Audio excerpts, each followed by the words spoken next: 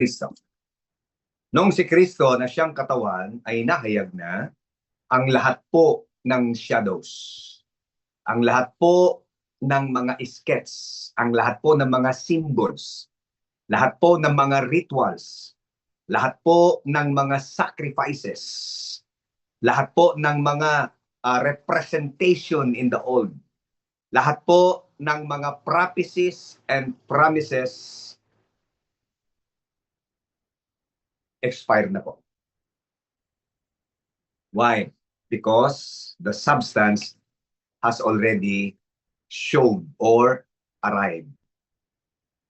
Tama po ba? So may connection ang anino at ang katawan.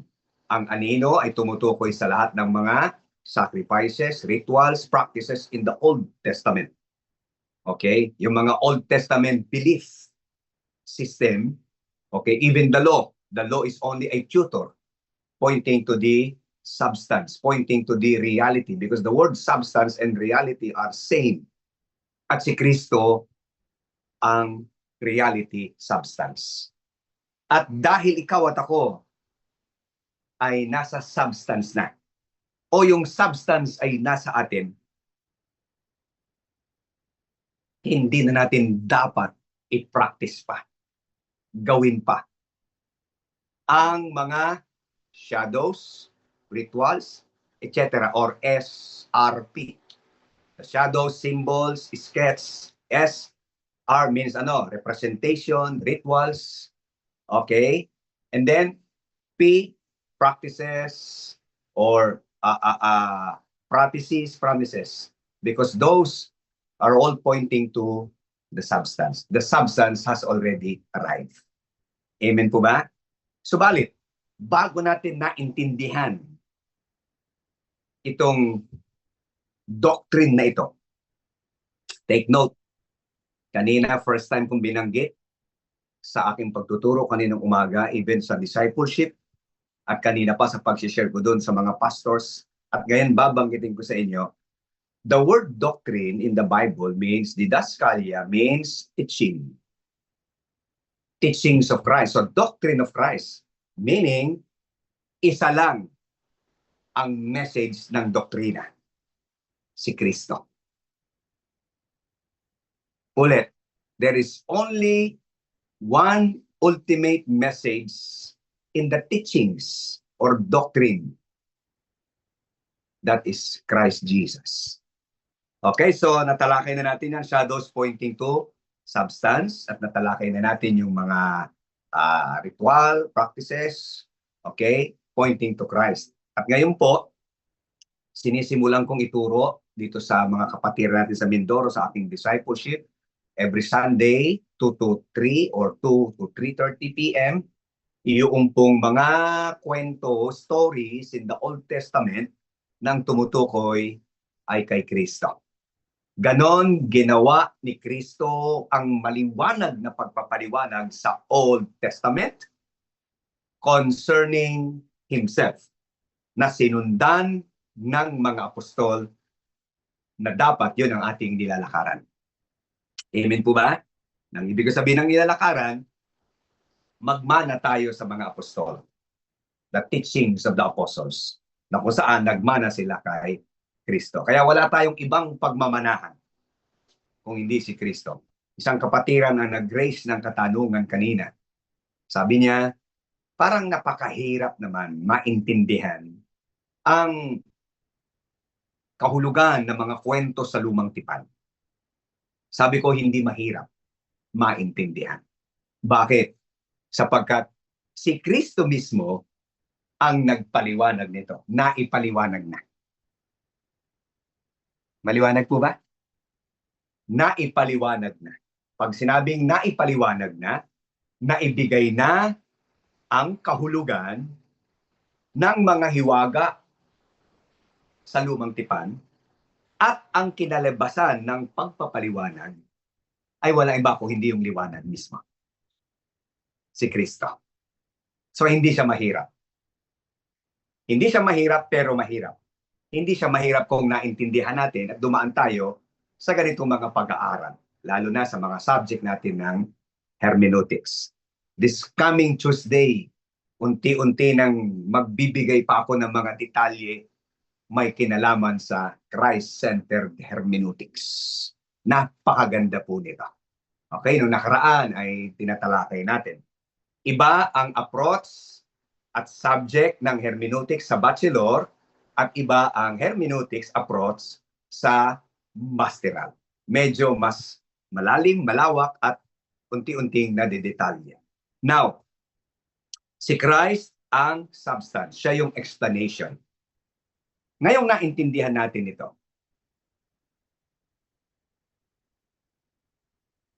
naliwanagan tayo na ang mga SRP, shadows, symbols, rituals, sacrifices in the old, ay hindi na dapat gawin dahil naganap na kay Kristo. Siya yung reality. The question is this.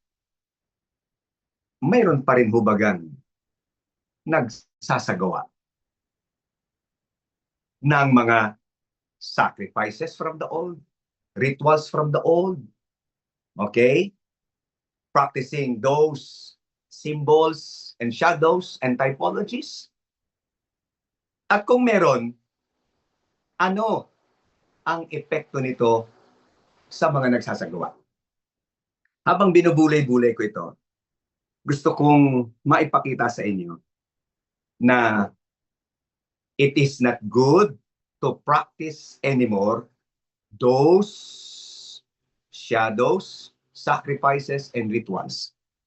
At mamaya, iyan ang aking tatalakayin na pinangako ko sa inyo, the dangers living in the shadows. May panganib sa pagsasagawa, pagsasapamuhay pa rin ng tinatawag nating mga shadows. Okay? Tonto ako nung habang binubulay-bulay ko ito na gusto ko i-share sa inyo. Gusto kong maintindihan nyo that there are 3 tenses of what? Salvation. Of salvation. Ilan po? 3. What are the 3 tenses? Number 1, number 2, number 3. Gets nyo? Di ba? Liwanag? Ang liwanag ng 1, 2, 3. Where's my ball pen? So, merong tinatawag na past tense. Past, and then, number 2, yung tinatawag na present. And then, number 3, yung tinatawag na future tense of salvation. Is there a connection? Meron bang connection ito sa ating subject na shadows and substance?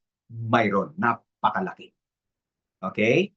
So, para sa mga hindi napakinggan yung subject o teaching natin about 3 tenses of salvation, una, ang salvation ay binubuo ng 3. Salvation, pag sinabing past, merong past salvation, merong present salvation, at merong tinatawag na future salvation. What is past salvation? Na ang past salvation is the salvation of our spirit. Again, salvation of our spirit. Yan ang tinutukoy na new creation man. So the real you is you are a spirit born of God. And that salvation in the spirit has already done by Christ through His death, burial, and resurrection. Wala tayong ambag sa tinatawag na past salvation. Even yung ating paniniwala sa Kanya ay resulta ng ating pakikinig. It was a supply, faith was supplied because of the grace of God, because of the gospel that we heard. Kaya lahat ay biyaya ng ating Panginoon. Efeso 2:8-9, sa biyaya kayo naligtas, tama, sa pamamagitan ng pananampalataya. Yung biyaya na yon, kung hihimayin natin, ito yung gospel, which is the death, burial, and resurrection.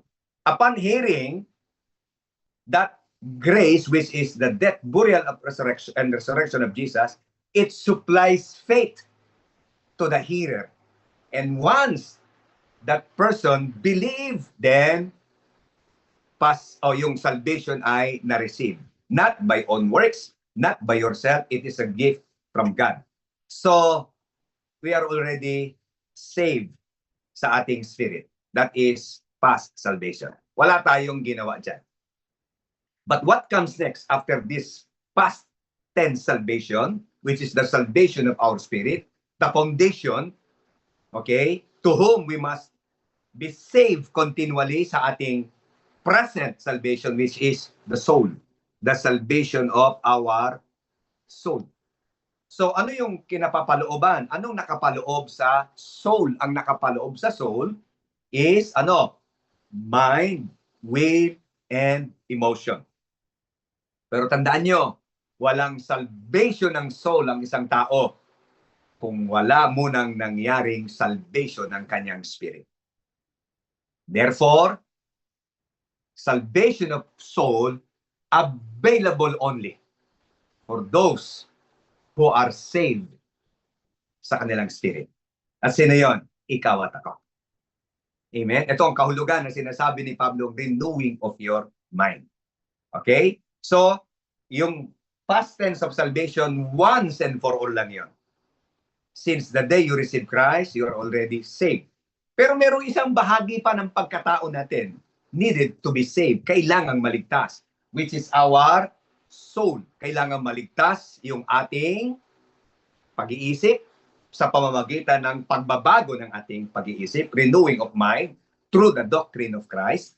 Mabago yung ating mga desisyon at hindi tayo pangunahan ng ating mga emosyon. Because sons of God are not led by emotions. Sons of God are led by the Spirit of God. Naglalatag ako ng pundasyon para sa ating susunod na subject. Kasi ang question na aking ni-raise na dapat masagot, kung may panganib ang pamumuhay, pagsasagawa pa rin ng mga anino, practices, rituals, which is already expired na nung dumating ang substance si Kristo, kung may panganib, saan ito nakaka-apekto? Kailangan maintindihan natin itong 3 tenses of salvation. I hope na nasusundan niyo po ko mga kapatid. Okay, so yung present salvation natin, which is the salvation of our soul, kapatid, tayo na may trabaho niyan. Responsibilidad na natin yan. Kaya sabi doon, renewing of your mind. Who renews our mind? Hindi Diyos para sa atin. Tayo ang magbabago ng pag-iisip. At ano ang means? Salita ng ating Panginoon. So, it is a long process. Ito pong past tense, once and for all. But this present salvation of our soul, okay, salvation of our mind, meaning mag-grow tayo ng operation ng ating mind ni Christ, hindi na yung ating mga carnal mind. It is an ongoing due process. Okay? Now, yung future salvation natin, it is the salvation of our body. Hello, amen? There are no preparation in the salvation of our bodies because our bodies was already purchased. It was a purchased possession, redeemed, pag-aari ni Kristo. Sabi ng Corinthians, don't you know? Diba? Hindi nyo ba alam na ang inyong katawan ay binili sa mahaling halaga? Tama? At gamitin ito sa ikaluluwalhati ng Panginoon. So yung tinutukoy nitong future salvation is the salvation of our body. Pag sinabing salvation of our body, from mortal to immortality. It is a change. Ang isang masarap na salita dyan, rapture. Na ang katumbas ng salitang rapture sa Bible ay ano? Caught up. Ano pa? Sino pang nakakaalala nun? Caught up? Ano pa? Ha? Our posture. Caught up? Ano pa? Appearance. Resurrection? Glorified? Ang paborito ko, appearance. Tama? Appearance. Si Kristo ang buhay natin. Our life was hid in Christ.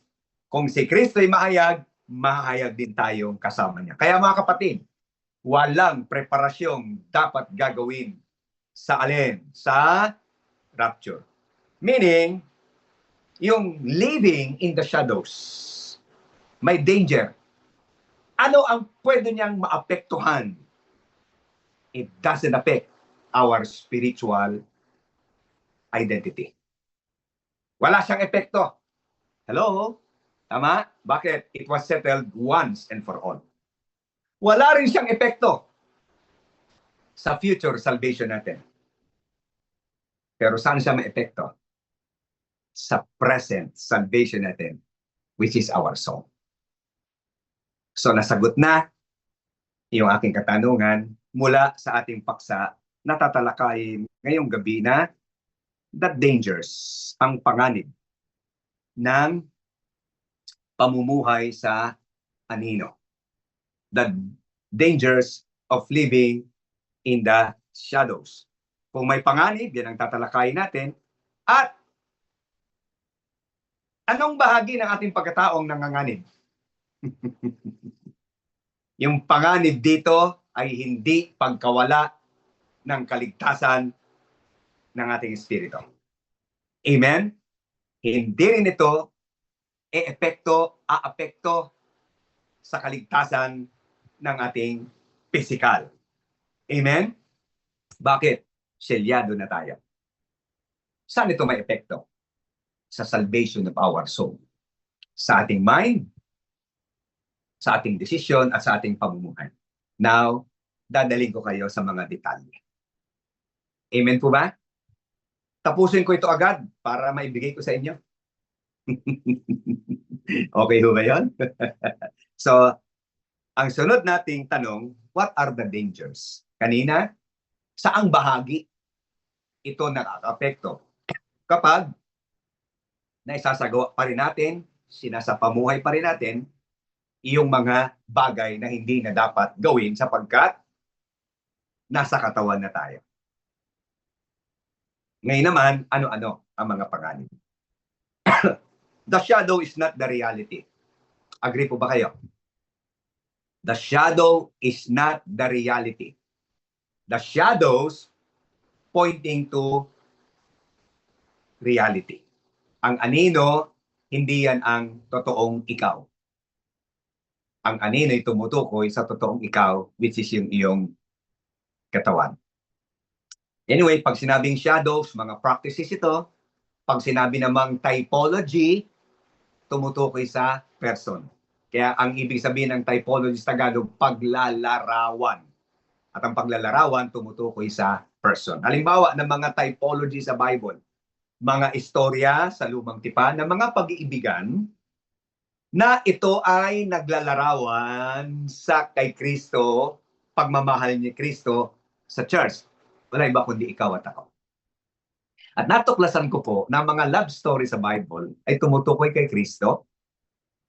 At dahil ikaw at ako ay na kay Kristo, napatuktok ako sa lamesa. Kasama ka rin sa love story ng ating Panginoong Jesucristo. Amen? Ganda yan. Ito yung ating foundational scripture, Colossians chapter 2, verse 16 to 17. Let no man judge you in meat or in drink or in respect of an holiday or of the new moon or of the Sabbath days, which are shadows of things to come. But the body is Christ. Very, very clear na. Fully revealed na yung mga mystery sa old. Ngunit ilalamang ito sa binanggit ni Apostol Pablo. Pero ang binigyang niyang diin, the shadow or the body is Christ. So, walang contradiction between the shadows and the substance. Pangalawa, hindi masama ang shadows, ang mga pictures. Tama? But those pictures pointing only to substance, which is Christ. Si Kristo ang katawan. Kayo ba'y nasa anino pa o nasa katawan? Nasa katawan. Alam ko isasagot yun, nasa katawan. Ito ang sumunod na tanong. Tingnan natin kung makakaligtas kayo dito. Meron pa rin ho ba? O, ang ganito na lang muna ang tanong. Sundan nyo na. Meron pa rin ho ba? Meron pa rin. Na paniniwala ka na ang bunga ng iyong paniniwala ay isinasapamuhay mo ng mga anino. Meron pa ba? Maniwala kayo, meron pa. At yun ang kailangan nating i-unlearn. Okay?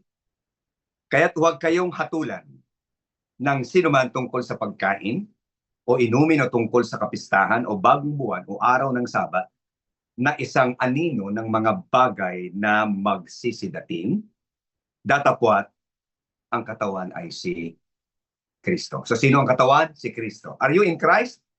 Definitely, the answer is yes. We are in Christ. And if we are in Christ, we should not. Hindi natin dapat gawin ang mga bagay na anino. Okay? So let's continue. Hebrews 10:1, yung mga foundational scripture po natin. For the law having a shadow of good things to come. You see? Very specific. Law is only a shadow. Meaning, inuulit-ulit ko, ang background ng Book of Hebrew ay napakahalaga na ang Book of Hebrew is a comparison between Christ and the law, between Christ and the angels, between Christ and the prophets, between Christ and the Old Testament people, between Christ and the rituals and practices. At ang conclusion ng author ng Book of Hebrews, Christ is superior than. Christ is greater than. Take note of that. The Book of Hebrews is the ultimate message of the Book of Hebrews is Christ. Clear mga kapatid? Kaya, sabi sa chapter 10, the law having the shadows of good things to come. At hindi siya yung very image, tama? At ang very image which is Christ. Meaning, law is good, but law cannot take away sins. Clear? Law pointing to Christ. At take note, dahil ito ay tumutukoy kay Kristo o care of kay Kristo, si Christ lang ang nakatupad ng lahat ng strict requirements of the law. 613 misbos o bar mitzvah, meaning law, pinulfill ng ating Panginoong Jesucristo. Amen? So, good things yon, mabuti yon, pero it cannot take away sin. Only Christ. Sabi, and not the very image of the things. Law is not the very image. Can never those sacrifices, which is under the law, which they offered year by year, continually, tingnan niyo yung word na, they offered sacrifices year by year para sa kasalanan ng buong Israel, bukod pa yung araw-araw, 2 beses isang araw na pag-o-offer nila. Sabi doon, continually. Okay? Pero hindi sila kailanman magiging perfect. Law cannot make us perfect. Law has no power to take away sins. Right? The law has no power to make us perfect. Only Jesus. And thank God, kay Kristo, perfect na tayo. Amen? And thank God, kay Kristo, holy na tayo. Tama? Kahit ka pa huli ngayon sa klase, holy ka pa rin. Sapagat ang kautusan na may anino, you see? Ang kautusan ay anino. Ulit, ang kautusan ay anino. Hindi siya katawan. At sino ang katawan? Si Kristo. Kasi lahat ng nakasulat sa kautusan pointing to Christ. Clear mga kapatid? John 5:39-40. Nabalikan natin yung mga foundational scripture natin. Sabi, search the scripture. You see? Search the scriptures. Tanong, ano ang scriptures? Ang scriptures ay hindi yung buong Bible. Ang scriptures is not from Genesis to Revelation. Ang scripture is from Genesis to Malachi. Kanino natin nalaman yung truth na yan? Sino ang nag-reveal ng truth na yan? Sino nagturo niyan? Galing mismo sa bibig ni Jesus. Luke chapter 24.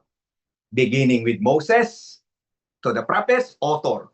At anong mga sinulat ng mga author nito? Beginning with Moses, Genesis to Deuteronomy. To the prophets, Joshua to Malachi. Sa prophets, nahati pa sa dalawa. Major prophets at saka minor prophets. Sabi doon, yun ang scripture. Klaro mga kapatid. Kaya, kung mapapansin ninyo, nung si Jesus ay nagtuturo, mahalaga ito, ang kanyang reference, scripture. Ang mga alagad sa pagsusulat, scripture. Sabagat bago nila maisulat yung kanilang aklat, at wala pa yung kanilang mga aklat na sinulat, ang kanilang basihan, referensya, scripture. Tama? Lalong higit sa sulat ng mga apostol, scripture ang kanilang reference, pero pagdating sa kanila, full revelation niya. Explain ko yan sa Tuesday ng maliwanag pa. Excited ako din sa Tuesday kasi pinaghahandaan dito para sa inyo. Sa madaling salita, mayroong koneksyon ang Old Testament at saka New Testament. Old Testament is a shadows, and the New Testament, after His resurrection, Christ is the substance. So search the scripture. We need to search. The word search means to investigate. Imbestigahan natin. Kaya nagsisimula na akong mag-imbestigang, pagtuturo sa mga lumang tipan, yung mga istorya. Ay, ang gaganda pala ng mga istorya. Yung kay Jacob at saka kay Rachel, ang ganda rin. At marami pang iba. So we have to search.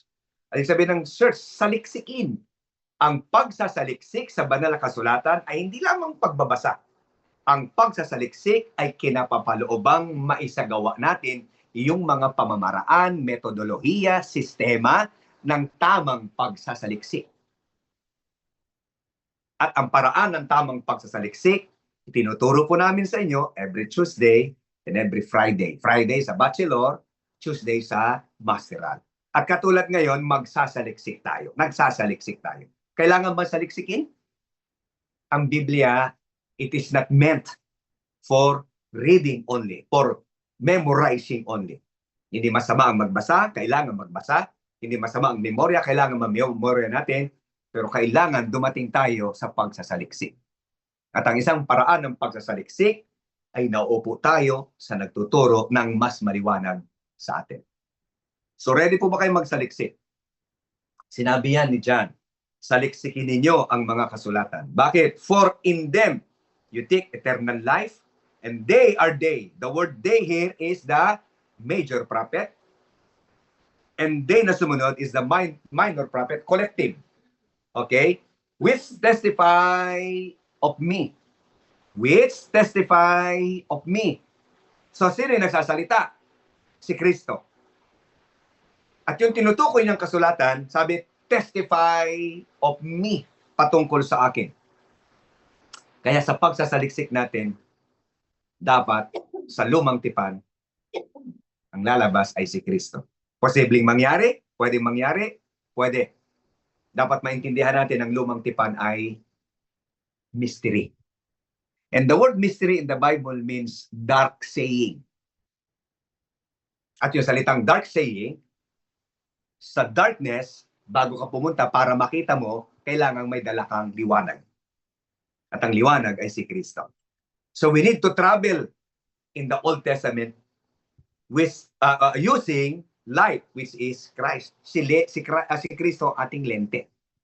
Meaning, as we read the stories, as we read those sacrifices na nakatala, dapat ang nakikita natin ay si Kristo. Ganon pag-aralan ang lumang tipan. Got it, mga kapatid? Okay. Saliksikin ang mga kasulatan. Hindi baliwalain. Saliksikin. Nabanggit ko na ito noon, pero ulitin ko pa rin. Merong isang artistang babae na naging pastora na. I forgot her name. At saka meron siyang katambal na pastor. Na in-explain nila yung pangyayari kay David. Si Haring David na nagtabi sa barn. At ang title nila is Proper Investment of Your Money. Kung kayo po ang hihingan ko ng komento tungkol sa bagay na yan, what can you say? Anong pwede niyong sabihin? At kung meron kayong sasabihin, dapat siguraduhin yung may pruweba. At ang pruweba ay si Kristo. Ang sabi ng ating binasa, which testify of me. Meaning, yung intended meaning ng kwento na yung tungkol kay David, it's not about making money or preserving money. It's all about Christ. Amen? Ulitin ko po. Binanggit ko po ito kanina. Ang pagbanggit ko, yung salitang doctrine of Christ. The word doctrine means teaching. Teachings of Christ. In the Bible, there is only one message in the teaching. And that message is Christ. Maliwanag po mga kapatid. Okay po ba? Let's continue. So a shadow is not real, but it is not the substance. Ang anino, hindi po siya yung realidad, hindi siya yung katotohanan. Okay? Kung hindi, ang katotohanan ay yung substance. Nadinig ko to kay Pastor Aaron sa kanyang preaching na line. Pagka kayo nagpo-post, dumadaan sa akin yon, napapakinggan ko. Okay? At sinasala ko kung alin yung mga bagay na dapat ituwid. Sabi niya, ang anino ay hindi siyang totoo. Ang totoo ay si Jesus. Nung sinabi ni Jesus, I am the truth. Nung sinabi niyang, I am the living bread. Okay? Yung mana, ang tinutukoy sa Old Testament ay anino. At ang tinutukoy, walang iba kung hindi si Kristo. Kaya, keep it up, Pastor Aaron. Now, meron bang buhay sa anino? Meron bang kapangyarihan sa anino? Pwede ka bang kumain sa anino? There is no life in the shadows. Life is in the substance, which is Christ. Maliwanag po? Ulit. Hindi ka, nung sinabi niya, ako ang puno, it's only a typology. Okay? Walang taong nakita mong dumarating, tapos may anino, at yung tao yun may dala-dala na pagkain, hindi mo kakausapin yung anino para humingi ka ng humingi ka ng pagkain. Ulitin ko po, there is no life in the shadows. Kaya kung ito'y pinapractice pa rin natin, isinasabuhay pa rin natin, maniwala po kayo. Kahit gaano ka kasinsero, kahit gaano katotoo sa iyong sinasabi, kahit pa matagal mo yung pinagandaan at pinanalangin, pero ang subject mo ay anino pa rin, wala kang na-contribute na life sa mga hearer or listener. And if there's no life, walang spiritual growth. Dahil ang buhay lamang ng salita ay nasa tamang pagpapaliwanag. So there is no power in the walang kapangyarihan ng anino. Walang kapangyarihan ang langis na ipapahid sa iyo, ibubuo sa iyo para ikay maging mas anointed. Come on.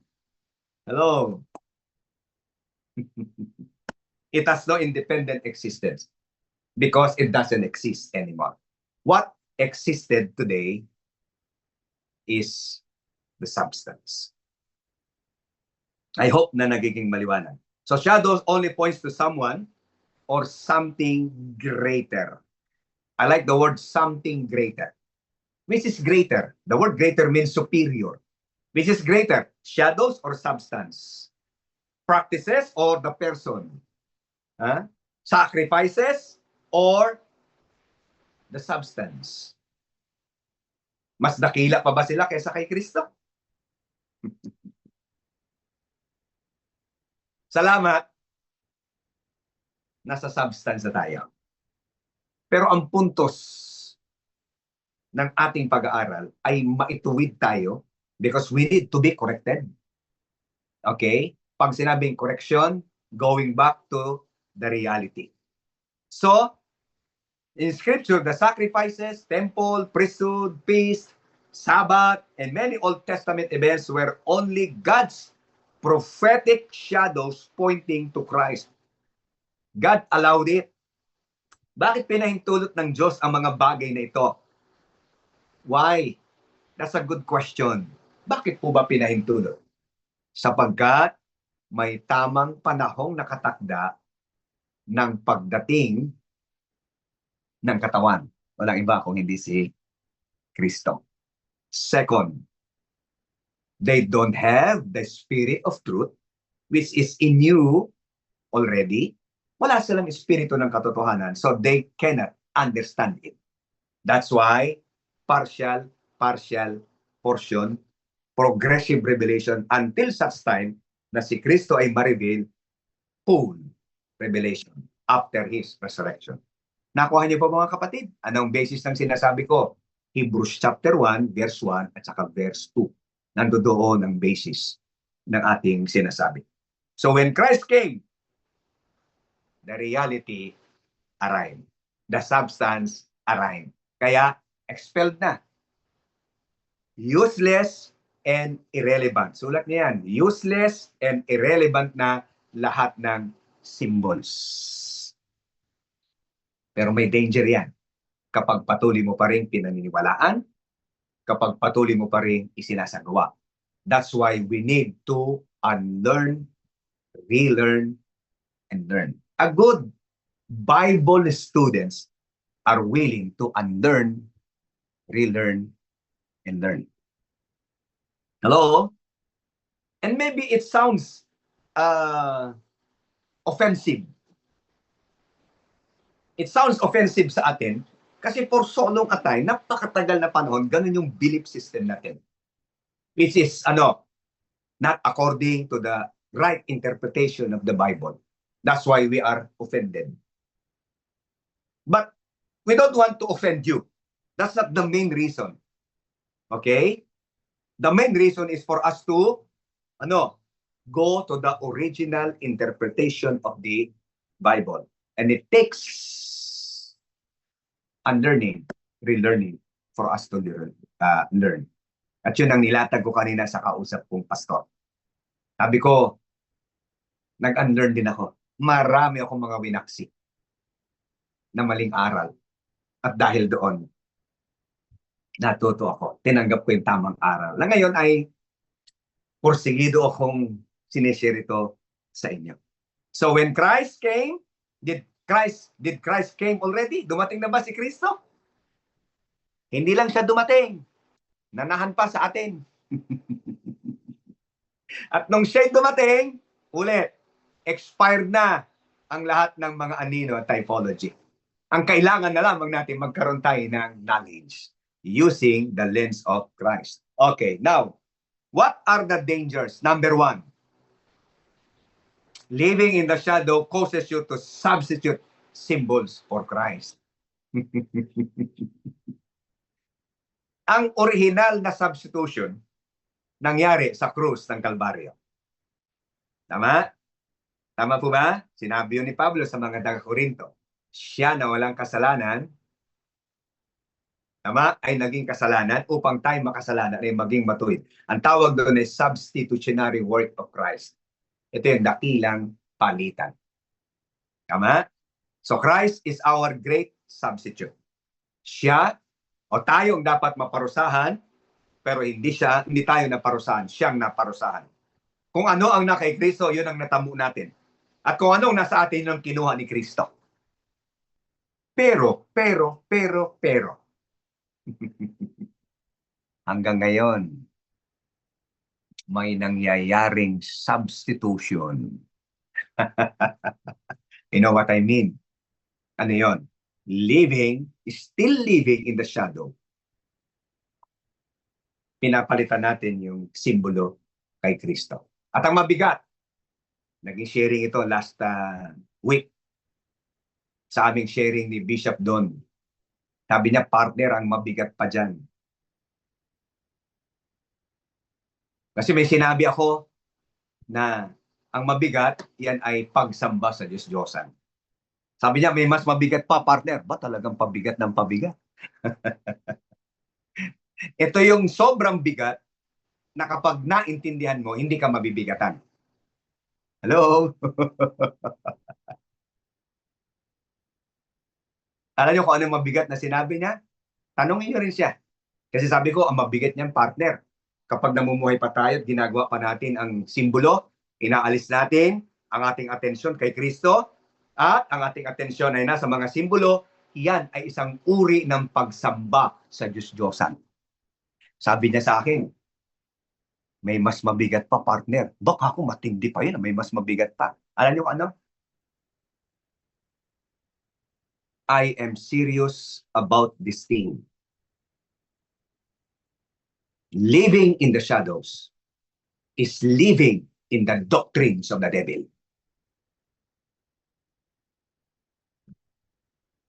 Doktrina ng demonyo yan. So that are the dangers. At kung ito'y ginagawa natin, it doesn't affect our past salvation. Clear? Amen? It doesn't nullify our salvation. And it doesn't also nullify our future. It nullifies our present salvation. That we need to be changed and renew our mind. So living in the shadow causes you to substitute symbols for Christ. Which is greater? The symbols or Christ? Now, gusto nyo ba itong number 1 ay ipamuhay pa rin? O hindi na? Many people become experts in biblical symbols while remaining strangers to the Savior. Natawa ako. Alam niyo kung bakit? Kabilang ako dito sa many. Sino rito mga kabilang pa sa mga many? Mga dating kabilang sa many, taas ang kamay. Umamin ka na, umamin ang tagapagturo mo. Ano, Pastor Hernan, Pastor Lito, yeah? Pastor Ambet. Mga aminado yan eh. Oh. Yung mga ngumingiti, tumatawa, aminado yan. Aminado tayo. Tama? So, marami pa rin. They are so eksperto sila sa mga simbolo. Grabe. Pero hindi sila expert kay Christ. Tanong, saan nyo gustong maging expert? Kay Kristo, aral ni Kristo, kaisipan ni Kristo, o sa mga simbolo? It's up to you. Well, kung we thank God dahil sa napaka-eksperto nila sa mga simbol. Alam nila mga detalye. Pero hindi nila alam ang detalye ng kaisipan ni Kristo, aral ni Kristo, doktrina ni Kristo. Salamat sa Diyos. Pare-parehas tayo, aminado. Unti-unti tayo naging eksperto sa mga aral ni Kristo.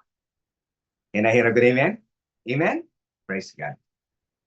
Gusto niyo ba maging eksperto sa mga aral ni Kristo? Yan ang dapat nating manahin kay Kristo. Yan ang dapat manahin natin sa mga alagad ni Kristo. Kaya sabi ng search the scriptures, for in them you think you have eternal life, and they are they which testify of me. Ako ang pinapatotohanan. Galing ito mismo sa bibig ni Jesus. Ako ang tinutukoy. Kaya sa akin kayo maging eksperto. Mga aral ko, doon tayo dapat maging biyasa.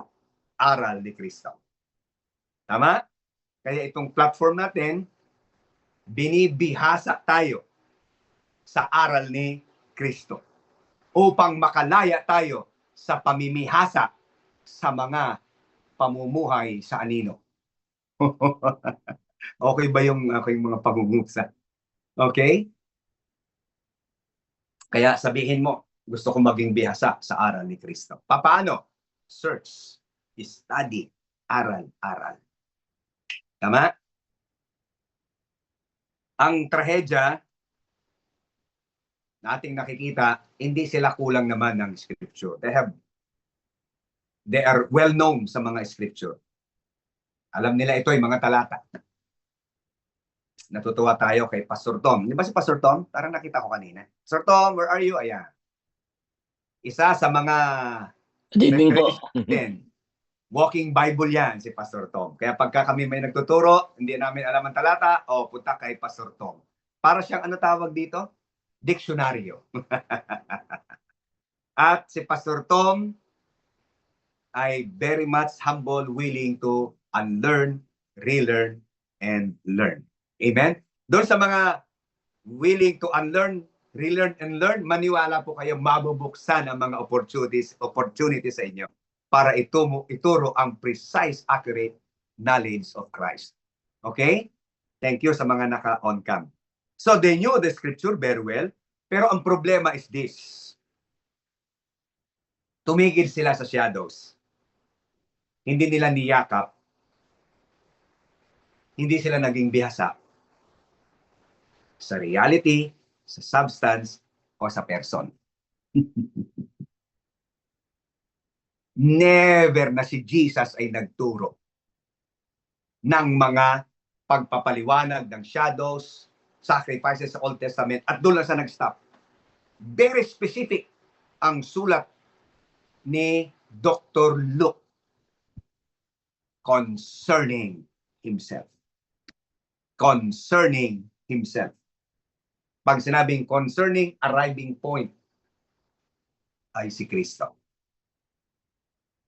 So tingnan natin ang mga principle. A shadow can inform you, but only Christ can transform you. Agree? So nasa ng transformation na kay Kristo. Tama?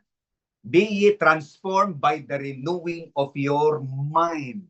So where is transformation? In the mind. How to renew our mind? Through the doctrines of Christ. Aral ni Kristo. Tama? Impormasyon ang ating pwedeng makita sa mga kwento sa lumang tipan, mga anino, pero ang pagbabago galing kay Kristo. Sa aral ni Kristo. Hello, amen? Kaya tandaan niyo po ito, pag nagtuturo tayo ng mga aral kay Kristo, aral ni Kristo, may tuturo natin yung ating mga ipa. Identity. Right? At kapag naituturo yung identity sa mga believer, nababago po sila. Hindi kailanman mababago ang believer kapag ang lagi mong puntirya, pagkakamali, pagkukulang, pagkakasala nila. Ang puntirya dapat sabihin natin, ituro natin kung sino sila kay Kristo. Anong meron sila kay Kristo? Anong kayang gawin nila kay Kristo? Why? Because transformation comes from Christ. Shadow is only an information. We need an information. Pero dapat ang informasyon na yan, ang lundo, si Kristo. Clear ba mga kapatid? Number 2, dangers. Ano ang number 1 danger? Number 1, substitute. Pinapalitan mo yung substance ng anino. At ang pagkapalit ng substance, considered as idol worship. At ang mabigat na sabi ni Bishop doon, doctrines of the devil. Alam niyo bang laging nagsasubstitute? Author ng substitution? Okay, yung pagsabing substitution dito, twisting the gospel. Who is the author of twisting the gospel? Perverting the gospel.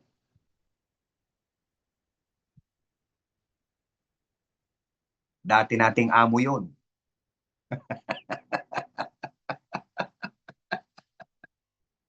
Dating tatay natin yun. If God the Father, if God is our Father that dwells inside of us, who then? Sino ngayon ang Ama ng mga wala kay Kristo?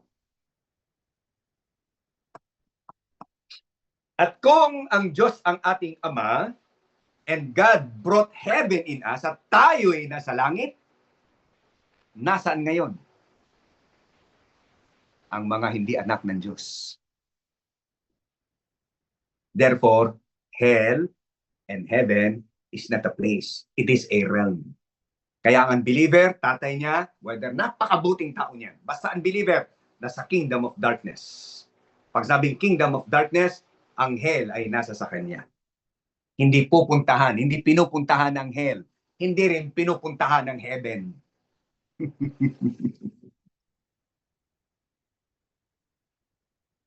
So many people become expert in biblical symbols but still strangers. Katulad tayo nito dati. Number 2, ano nga ang number 2? Shadows produces religion but Christ produces relationship. Ang shadow, relihiyon. Kaya ang daming relihiyon, ang focus nila hindi si Kristo. Tama? Ang focus nila, ritual, sakripisyo, pagsunod sa kautusan, pamumuhay sa kautusan. Religion yan. Si Kristo ang ibinigay relasyon, hindi religion. Tanong, nasa na kayo? Nasa relasyon, nasa religion? Well, ano po sagot nyo? Nasa relasyon. Pangalawang tanong, kung ikaw ay nasa relasyon, bumabalik-balik ka pa ba sa relihiyon?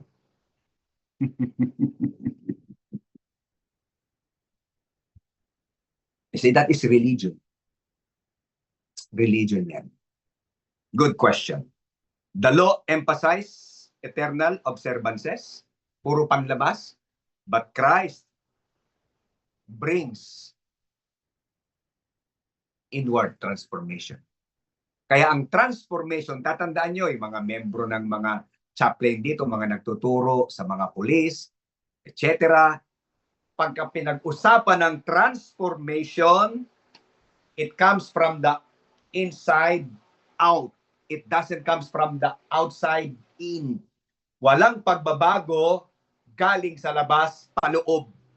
Ang pagbabago galing sa loob palabas. Pero paano mangyayari yun? Kailangan munang manahan ang Diyos sa puso natin. Because once we receive Christ, we receive everything in Christ, yung ating mga ipa. At kung meron silang knowledge sa kanilang ipa, then transformation comes from the inside outside. Mababago, may pagbabago. Kaya sino po ang author ng transformation? Sino ang kailangan para sa pagbabago? Politiko? Pera? Karangyaan? Edukasyon? Posisyon? Come on. True transformation comes from Christ. Amen po ba? Ang hinihingi ng religion, ito. Anong seremonya ang dapat kong isagawa? May mga seremonya pa ba tayo? Nung naintindihan ko ito, nakakapag-preno-preno na ako. Alam niyo yung preno-preno? Medyo ops, teka. Mukhang ritual ito, mukhang seremonya ito. Okay? Anong mga rules and regulation na dapat kong sundin? Ang sabi naman ng mabuting balita, ang tanong ng mabuting balita, ano tanong ng religion? Balikan natin para maintindihan natin. Ang law ay puro external. Religion yon. Tama? Si Kristo ang dala ay transformation. Ang hinihingi ng religion ay anong seremonya ang aking dapat gawin? Anong dapat kong gawin para ako maligtas? May tubig dito. Sabi ng eunuko. Dahil sanggol pa itong si Felipe, naobliga siyang gawin yung seremonya. Which is, nung siya'y nag-grow, hindi niya ginawa ang mga bagay na ito. Ang sinasabi ng gospel, do you know Christ? Are you growing in the knowledge of Christ? That's the gospel. Kaya ano focus mo? Religion, gospel. Ano preaching mo? Religion, gospel. Ang nakapaloob sa gospel, kilala mo ba si Kristo? Kasi sa gospel, pinapakilala si Kristo. Ang subject ay si Kristo. Kaya once we preach the gospel, kahit ito po ay nasa street, evangelism, tandaan ninyo, huwag niyong ipatotoo, ibahagi yung karanasan nyo. Hindi yan gospel. Ang gospel ay hindi ikaw, hindi ako, hindi mo karanasan. Ang gospel ay si Kristo, His death, burial, and resurrection. Kailangan bang matutunan ng mga membro natin si Kristo? Dapat ituro ay sino? Si Kristo. Bakit? Kasi pag si Kristo ang subject, mayroong tinatawag na growth. Hello? Mayroong tinatawag na spiritual growth ang mga membro. At isang palatandaan na nag-grow ang mga membro, they are able to discern which is seemingly right and seemingly true. At yun ang binigyang diin ko kanina sa aking sinishare na pastor. Yung mapagtanto, makilala, makross-examine natin. Alam yung parang totoo pero hindi totoo. Okay pa ba kayo mga kapatid? Mabilis ba o okay lang? Okay lang? Learning? Let's continue. 2 Corinthians chapter 3 verse 6. Who also had made us able ministers of the New Testament. Not of the letter, but of the Spirit. For the letter killeth, but the Spirit give life. Na siya rin namang sa amin ay nagpadapat upang maging mga ministro ng isang bagong tipan. Hindi ng titik, hindi ng titik, the law, kundi ng espiritu, the substance, the reality. Sapagkat ang titik ay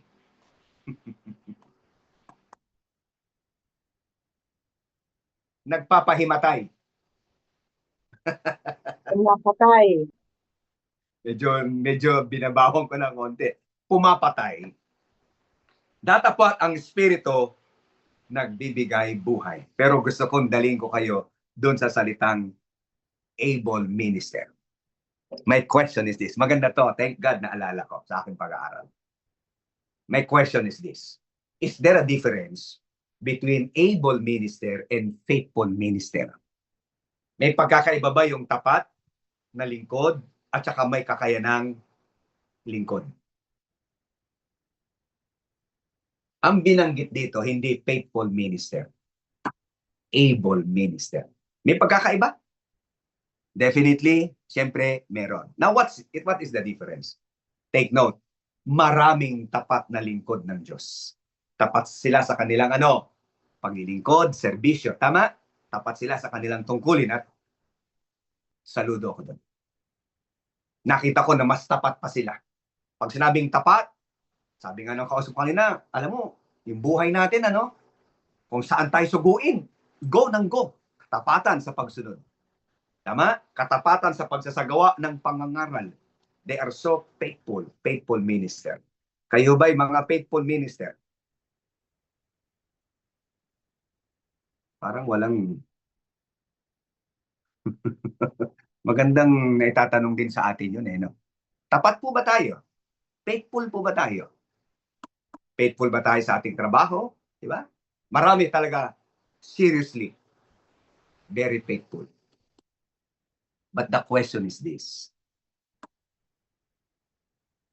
Are they able minister? May kakayanan ba silang ipaliwanag ng tama ang kahulugan ng banal na kasulatan? So yung faithful at saka able dapat magkasama. Ang sabi ko dapat magkasama. Kung kayo faithful, saludo ako. Kung kayo able, saludo din ako. So do you want to be a faithful minister of God? Yes. Pero hindi doon nagtatapos sa faithfulness. Dapat able. Pag sinabing able, may kakayanan, nasanay, na-equip, naturuan ng tamang pag-aaral, at may kakayanang ipaliwanag ng tama ang salita ng Panginoon. Is Jesus a faithful minister of God? Number 2, is Jesus an able minister of God? Is the apostles, ang mga apostol ba ay mga faithful? Meron din ba silang kakayanan? Punta tayo sa atin. Tayo ba? Sama ako ha? Faithful ba tayo? Well, ang pwede natin isagot, ako tang Diyos lang ang nakakaalam. Well, thank God. Tama naman yun. Sumunod, are you able? Minister of God. Ang binanggit dito, who also had made us. Tanong, sino yung us na tinutukoy dyan? Kasama ba kayo sa us dito? Hindi po. Pastor Raymer, hindi po. Ang tinutukoy na us dyan, sila Apostol Pablo. Okay? Hindi po kayo kasama dyan. Hindi lahat ng us ay kasama tayo. Depende sa context. Clear? So yung tinutukoy dyan, who also had made us able ministers of the New Testament. Meaning they have the knowledge, precise, accurate knowledge, and ability to explain it well.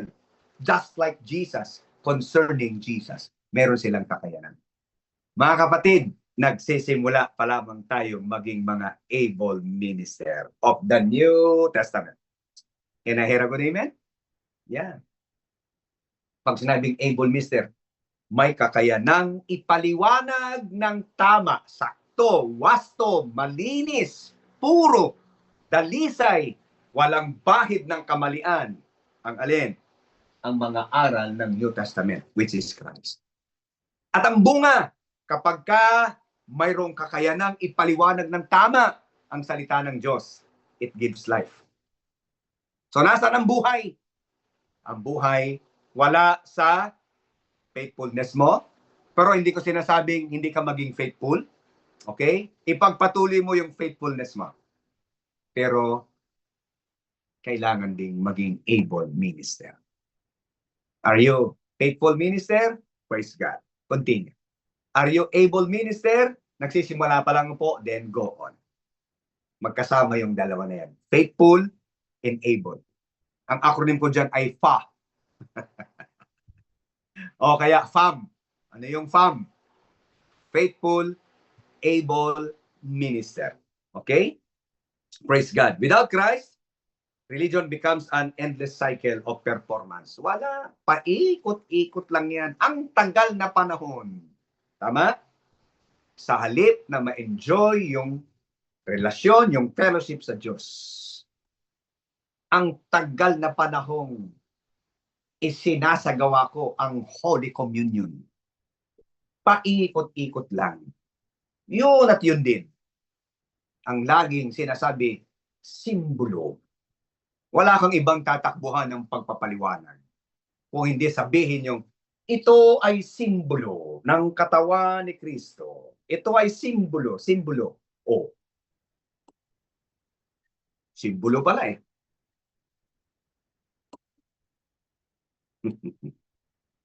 That is substitution. Learning, number 3. Living in the shadows keeps people is spiritually immature. Tagal na panahon, cycle. Puro ganun ang pinapangaral, pinapractice natin. Spiritual immaturity. E paano magmamature yung tinuturuan kung yung nagtuturo ay immature din? Maaring dumaan tayo sa immaturity. Tama? Pero yung manatili ng matagal na panahon sa immaturity ay hindi na normal. At ano yung pinost ni Sister Jo? Sister Jo, ano yung pinost mo? Sige nga, pakisabi mo. Tamang interpretasyon, bunga po Hindi ng po. tama. Hindi ko alam kung kayo nag-post noon. May nag-post sa inyo na nadinig sa akin. Longevity in the ministry. Ako po. Sige nga. Longevity in the ministry is not a guarantee to a maturity. Ano? Hindi ka... Sige po, itutuloy ko na. Tutulungan ko na po kayo. Longevity in the ministry does not guarantee spiritual maturity. Okay? Ano ang nagdadala sa atin para tayo mag-mature? Ano ang nagdadala? Sino nagdadala? Si Kristo. Aral ni Kristo. Substance, reality. Hindi shadows. So living in the shadows keeps people, pinananatili natin silang immature. And those ministers, churches, keeps on performing, doing shadows and symbols, take note. They are still immature. Kaya sabi ng aklat ng Hebreo, dapat sana kayo mga tagapagturo na. Pero hanggang ngayon, mga sanggol pa rin kayo. Natawa ko nung binabanggit ko yan sa church. Dapat sana kayo mga tagapagturo na. Wala nag-amen. Hanggang ngayon, sanggol pa rin kayo. Ba, amen! Nakakatuwa naman. Okay. A child learns through pictures before understanding reality. Totoo, tama. Totoo at tama. Ang mga bata, natuto yan na sa kanilang pagkatuto nagsimula sa mga picture. O, ito larawan ng dog. Tama? Di ba yung mga dog? This is a cat. This is a moon, stars. Until such time, they have now the ability to acknowledge yung reality.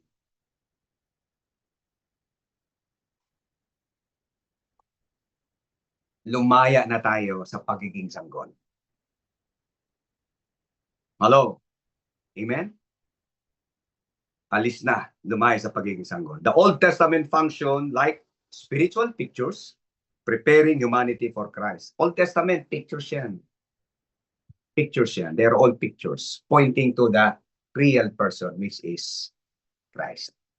Salamat sa Diyos. Kitang-kita kong ebidensya sa inyo na kayo'y nag-grow na. Hallelujah. Amen? Sige nga, inyong ang palakpakan ang inyong mga sarili. At sabihin nyo, Lord, salamat, nag-grow ko. Praise God.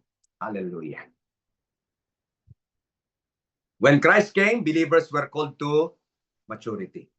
Nung dumating si Kristo, ang layunin para tayo ay mag-mature. Yung salitang sa book of Ephesians chapter 4, so that they may be perfect. Yung perfect doon is not our nature or status, because our nature in Christ are already perfect. Yung tinatawag na perfect doon is maturity in the knowledge of the Son of God.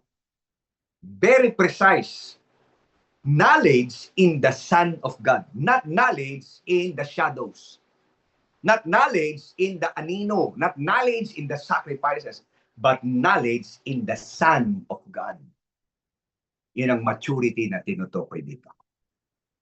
Ulitin ko po, salamat. Unti-unti na tayong nagmamature. Hindi na tayo katulad ng dati. Amen? Faithful, minister, go on. Able, minister, go on. Tandaan niyo yun. Faithful and able are two different things. Many are faithful but they are not able. So alin na mas gusto niyo? Faithful lang, not able. O kaya able lang, not faithful. Both kailangan natin yan. Amen? Faithfulness, katapatan. Okay? At saka mayroong kakayanan. Hebrews chapter 6 verse 1, therefore living the principles of the doctrine of Christ, let us go on unto perfection. Yung perfection na tinutukoy dito is maturity. Let us go on to maturity. Okay? Not laying again the foundation of repentance from dead works or faith toward God. Okay? Kaya nga tayo magpatuloy sa kasakdalan. Ano yung kasakdalan? Maturity din. Na iniiwan ang mga simulang aral. Anong tinutukoy na simulang aral? Tandaan niyo po, ang context nito ay paglalarawan, paghahambing kay Kristo at sa mga simulang aral. Yung mga aral na anino. Okay? Sabi, iniiwan. May mga iniwan na po ba kayo? Meron pa bang iiwanan? And if you are willing na iwan yung mga bagay na yan, congratulations. you are willing to unlearn and relearn. Amen? Na huwag na nating ilagay na muli, huwag nang ilagay muli ang kinasasaligan ng mga pagsisisi sa mga gawang patay. Tingnan nyo, dead works yan. Doing those symbols, practicing those sacrifices and symbols, dead works. Patay na mga gawa. Ako ba may sabi? Kaya mahalaga po yung background. Alam natin ang background ng Book of Hebrews. Kaya, ibig sabihin nun, kapag pupunta tayo sa aklat ng Hebreo, meron na tayong knowledge about yung purpose ng book. Remaining in the shadow is like insisting or studying a blueprint after the building has already been completed. Pag sinabi nating blueprint, alam niyo ibig sabihin ng blueprint? Plano. Tama? Blueprint. Plano. Paplanuhin, blueprint. Okay? Pagkatapos doon, gagawa yung building. Ito problema. Nagawa na yung building, gusto mo pa rin tumira sa blueprint. May building na. May katawan na. Nasa katawan na tayo. Anong sabi ng Hebreo? Iwanan na yun. Taas ang kamay na handang iwanan na ang mga anino. Mga kapatid, biro lang itong sasabihin ko ha. Ipamana nyo na sa kapitbahay niya yung mga anino. Biro lang po yun. Iwanan na. Pag sabi iwanan na, wag nang gawin yung mga bagay na yan. Isang pastor dito sa Mindoro na kausap ko. 1 hour mahigit ang aming pag-uusap. Sabi niya, Pastor, naabutan ko yung teaching mo about shadows and substance. Hindi ko alam kung nandito siya ngayon at humabol. Sabi niya, nadinig ko, naliwanagan ako. First time ko lang maintindihan yun. E papaano, meron pa rin krus sa aming simbahan. Donation ng mga Koreano.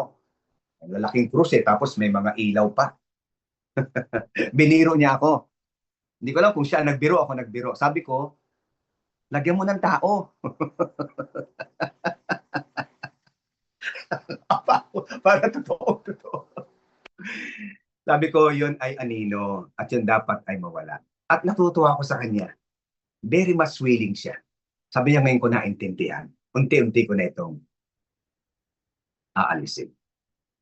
Sabi ko sa kanya, simple lang naman ang pwede mo ikatwiran. Bakit meron kanyan? Ano yung kakatwiran? Walang iba ikakatwiran. Simbolo. Tama? Tama po ba ako? Simbolo. Okay? Number 4. As shadows can become idols when they replace Christ. Ito na yung sinasabi ko sa inyo. Another form of idol worship is living in the shadows rather than Christ. Pagsamba sa Diyos-Diyosan yan. Kaya ang tanong ay ito, meron pa ho ba mga Diyos-Diyosan? Ops, teka. Napindot ko. Sorry. Napindot ko. Okay.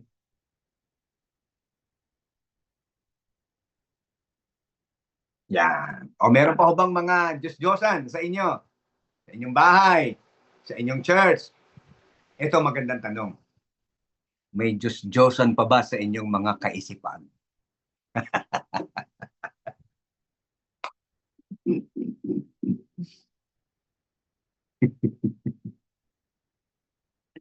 Tandang-tanda ko noon, niregaluhan ako ng kwintas na may krus.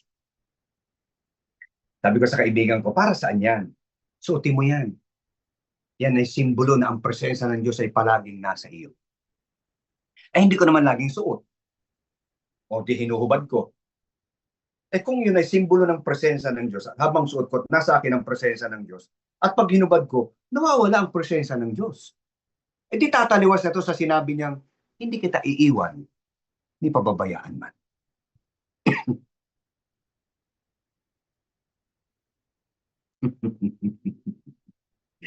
Anything designed to point Christ becomes an idol if it becomes more important than Christ Himself. Kung mas mahalaga pa ito kaysa kay Kristo, mas mahalaga pa yan kaysa sa aral ni Kristo, doktrina ni Kristo, ang tawag dyan ay idol worship. Clear mga kapatid? People may exalt tradition, ceremony, sacred places, religious calendar, symbols, or even Bible knowledge, pero nineneglect nila si Kristo. Ang tawag dyan ay Diyos-Diyosan. Sa madaling salita, tradisyon pwede maging Diyos-Diyosan. Seremonya pwede maging Diyos-Diyosan. Yung mga tinatawag nating sacred place, Diyos-Diyosan. Ano mga sacred place sa simbahan? Nagsisimula sa letter A. Ang huli ay R. Ang tawag doon ay altar. Altar. Di ba? Parang yung altar sa simbahan, napaka-sacred. Tama? At meron pang mga tradisyon na kapag pupunta ka doon, nakaranas ako noon, no? Aakyat sa altar, kailangan nakapaa. Tama? Bakit? Kasi sacred place, hindi dapat madumihan. Ang tanong, paano kung wala ng simba at lilinisin ng janitor yun?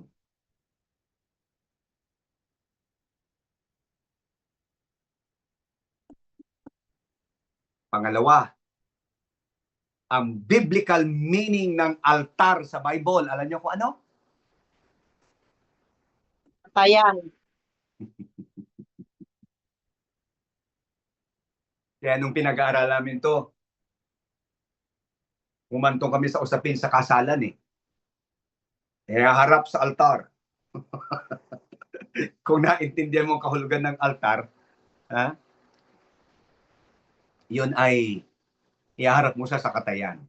Merong isang nag-raise ng si Sister Vicky. Di yung palang pilgrimage sa Israel ay, teka, let me see. Yung pilgrimage, saan na ba yun? Ay shadows pala. May tanong, yung daw bang pilgrimage sa Israel ay shadows? Anong sagot nyo? Yes. Bago kayo sumagot ng opo, pwede ho bang bigay kayo ng maliwanag na paliwanag na siguraduhin ninyong may kasagutan sa Biblia. Ako na ho, magpapaliwanag.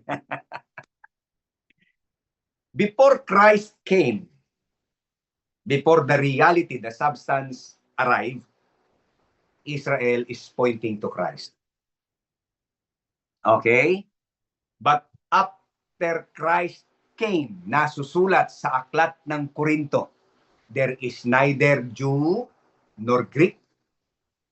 There is neither male or female, but new creation in Christ. Nakuha niyo mga kapatid? Meaning, before Christ arrived or came, ang Israel ay tumutukoy, paglalarawan, tumutukoy kay Kristo. Pero nung si Kristo ay dumating, ang Israel ay lugar na lamang na tatawaging tourist spot. It has no spiritual significance anymore. Maliwanag mga kapatid? Kaya yung iba na kaibigan ko na nagsabi sa akin, galing kami sa Israel. Nag-renew kami doon ng vow at eto, bumili ako ng anointed oil. Symbols. Yan po sagot sa ating kapatid na Vicky. Okay? Symbols, Diyos-Diyosan. Okay? Now, pagka nineneglect natin si Kristo at hindi si Kristo ang ating main message, main preaching, main testimony, lahat ng ginamit natin labas kay Kristo considered as idol worship. Maliwanag po mga kapatid. Ito ang isang deeper meaning ng idol worship sa Bible. It is not yung mga inanyuang larawan. So hindi lang pala ang mga unbeliever ang biktima ng pagsamba sa Diyos-Diyosan. Taas ang kamay ng mga biktima din ng Diyos-Diyosan. Pangalawa, taas ang kamay ng mga nambiktima.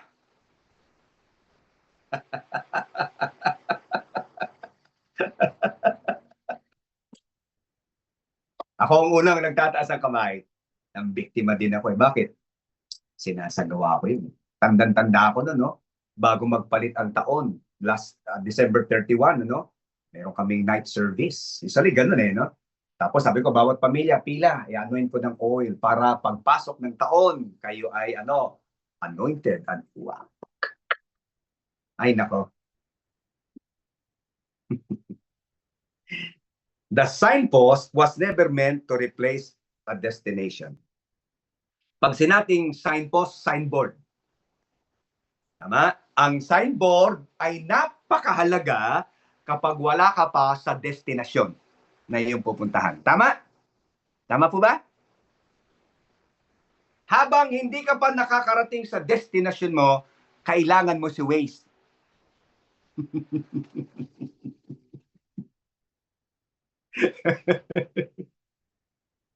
Pero may mga karanasan ako dyan kay Waze. Punta ako Maynila, drive ako. Sabi ni Waze, kanan po. Sa susunod na 100 metro, kumanan. Kanan ako. Tapos sabi niya, kumanan uli. Kanan uli ako. Aba, pag kanan ko, yung parang dinaanan ko, nakatatlong ikot ako, paikot-ikot lang. Sabi ko, ano ba naman ito si Waze? Oh, mali-mali din. Waste of time. Waste of time pala. Hindi ko alam, napanood ko sa Facebook yung yung sasakyan, nahulog sa ilog, sinundan daw yung Waze. Anyway, signboard is important. Napakahalaga ng signboard kapag wala ka pa sa iyong destinasyon. Pero tulong 'yon, tama? Pero kapag nakarating ka na sa destinasyon, kailangan mo pa ba ng signboard? Wala nang saysayang signboard. Yung mga tao sa Lumang Tipan, kailangan nila ang signboard because that signboard pointing to Christ. They are hoping. Kaya yun ang faith nila. Hoping. Yung Hebrews chapter 11, explanation niya ng faith ng mga Old Testament people, hindi yan applicable sa atin. Because we're not hoping, umaasa sila sa mga bagay na hindi nila nakikita. Hindi nila nakita yung death and burial ni Kristo. Pero umasa sila, nanampalataya sila. Therefore, they are counted as righteous. Pero tayo, made righteous. Okay? So, yung simbolo ay signboard. Ito pa ulit tanong. Ganda yung nagtatanong at nag-ano tayo. May mga signboard pa ba sa inyong mga simbahan? Ang inyo bang mga signboard ay meron pa ring anino? Alam nyo, nung ako'y mangmang pa, nagawa ko ng pangalan ng church. Ang pangalan ng church namin, Church of the Righteous in Christ. Sa Tagalog, simbahan ng mga matutuwid kay Kristo. Bo! Kaya sabi ng mga tricycle driver, bakit? Kailan ba matuwid? Sagot ko naman, di pasok kayo nang maintindihan ninyo. Pero ito ang pinagsisihan ko. Sabi ko nung una, kamang mga napanalangin, Lord, gusto kong gumawa ng, logo. Na yung logo gusto ko kakaiba. Ayoko ng gaya-gayang logo. Gusto ko may originality. Aba, nabasa ko sa Bible, we are bold as a lion. Aha! Kaya yung aming signboard noon, ang nakalagay, Leon. Kaya sabi ko sa mga tricycle driver, huwag niyong gugutumin yung Leon na yan. Nung maintindihan ko na yung pala ay Diyos-Diyosan. Hindi ko naman matanggal, pinalitan ko na ng signboard namin na wala ng logo. Pero nandun pa rin yung leon dun sa lumang signboard. Alam nyo, ang tanda na ng leon. Ang tanda na ng itsura. Well, we don't need signboard because we are already arrived at our destination. Can I hear a good amen?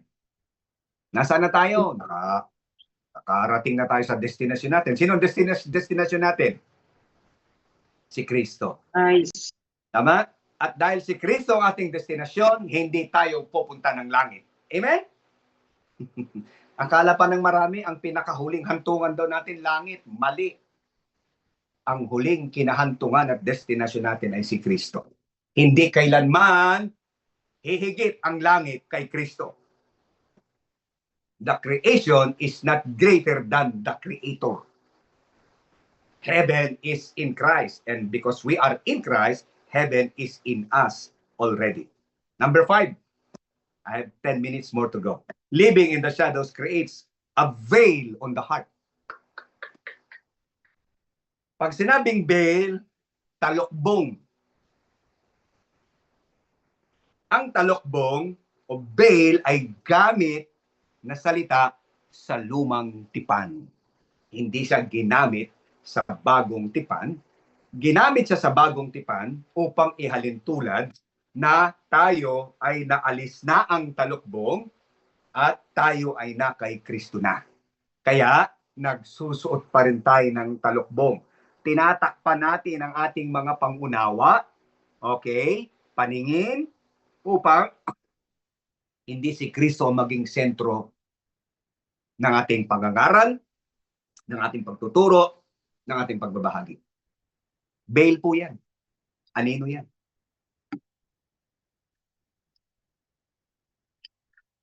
Meron pa ho bang mga talokbong?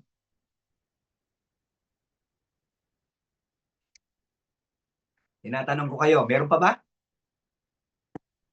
Ang tamang sagot, bibigyan ko kayo ng tamang sagot sa tanong ko. Meron pa bang mga talokbong? Alam niyo magandang sagot? Titingnan sa dako pa roon.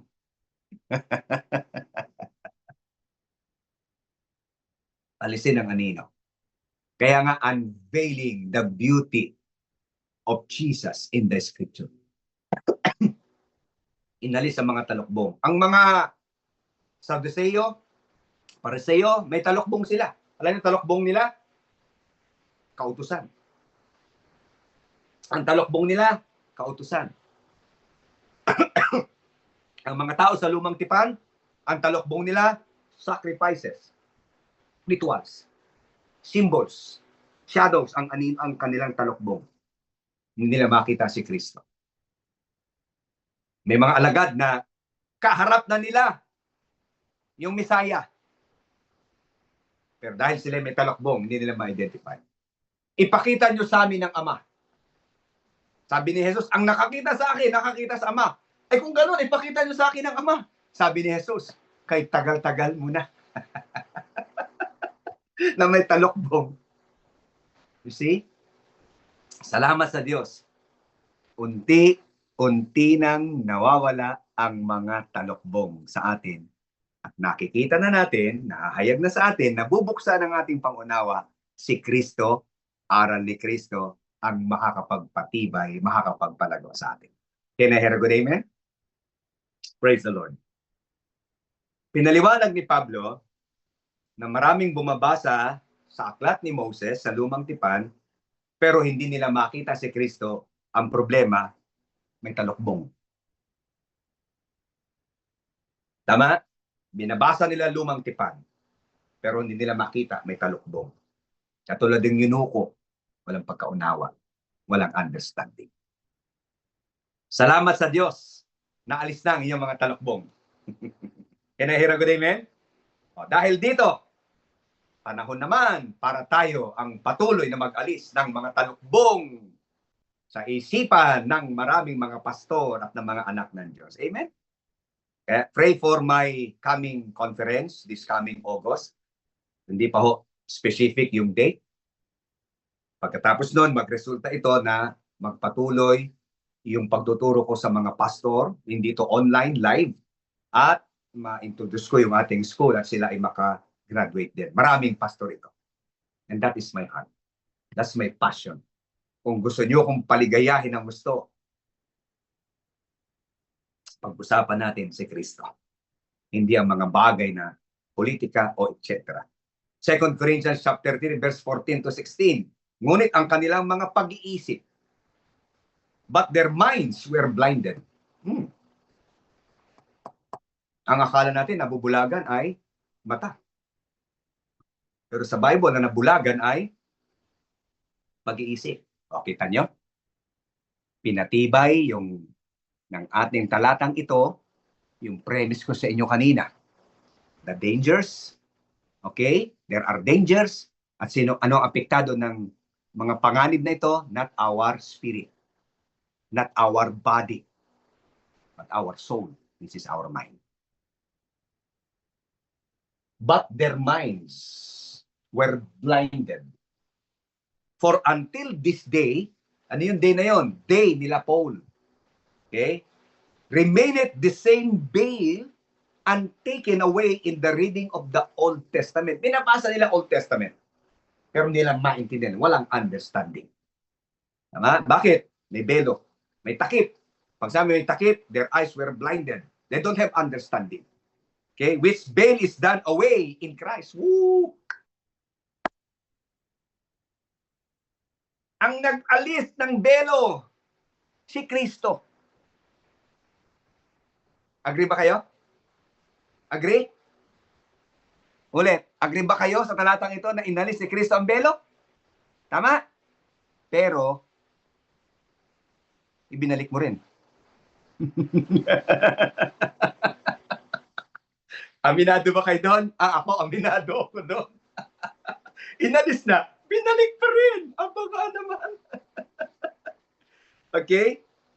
But even unto this day, when Moses is read, the veil is upon their hearts. Okay? Yung veil doon is, their minds were blinded. Nevertheless, when it shall turn to the Lord, the veil shall be taken away. Tagalog, ngunit ang kanilang mga pag-iisip ay pinatigas, blinded, binulag. Sapagkat hanggang sa araw na ito ay nananatili ang gayon ding lambong o talukbong na di inalis sa pagbabasa ng matandang tipan. Binabasa nila ang matandang tipan pero hindi nila nakikita si Kristo. Iyon ang tinatawag na minds were blinded. Okay? Na yaoy inalis kay Kristo. Datapwat hanggang sa araw na ito, pagka binabasa si Moses, ano yung binabasa si Moses?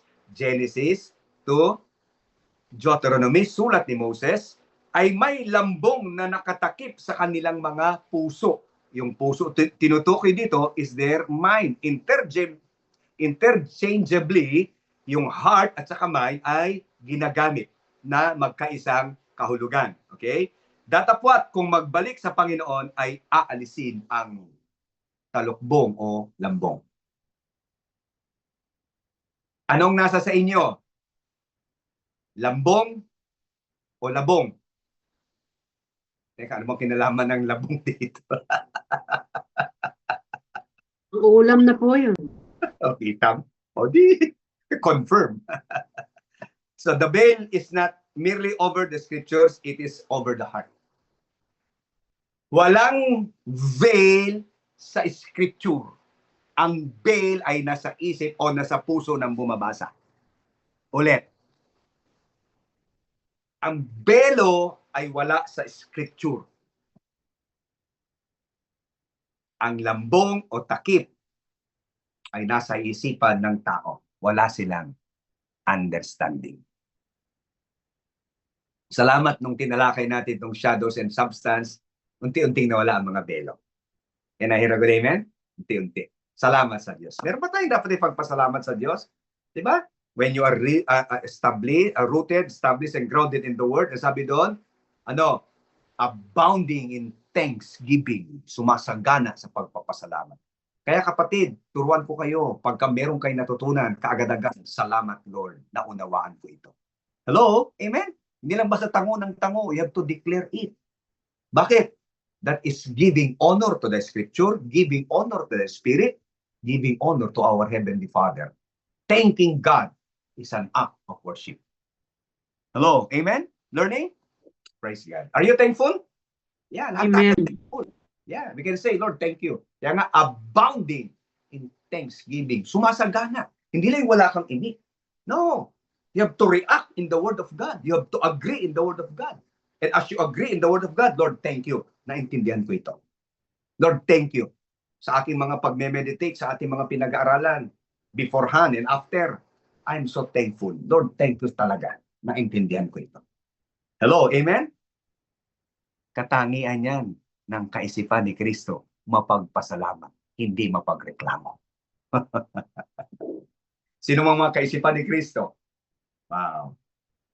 Christ removes that veil, okay? Enabling believers to see God's redemptive plan very clearly. Sino nag-alis ng veil? Yung substance. Kailan naalis ang veil? Noong dumating yung substance. Clear?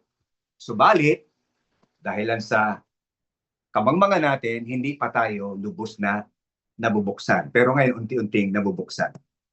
Kaya, sa mga istorya sa lumang tipan, istorya ni Boaz at saka ni Ruth, nandoon ang redemptive plan ni Kristo.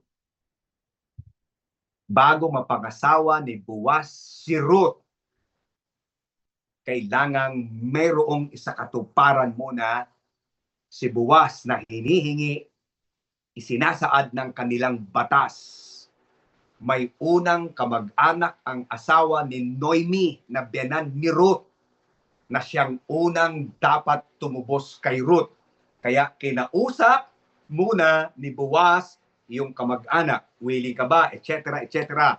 Sabi, I am not willing. That is a typology of Jesus fulfilled the strict requirements of the law. Bago niya tinubos si Ruth na kanyang mapangasawa. Mayroon munang pinulfill si Jesus bago niya tuluyang matubos po tayo.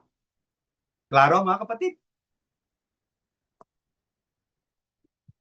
Istorya ni Rebecca at ni Isaac. Ganda rin. Natapos ko na po ang teaching outline. Sino po ang gustong magkaroon po nun? Po.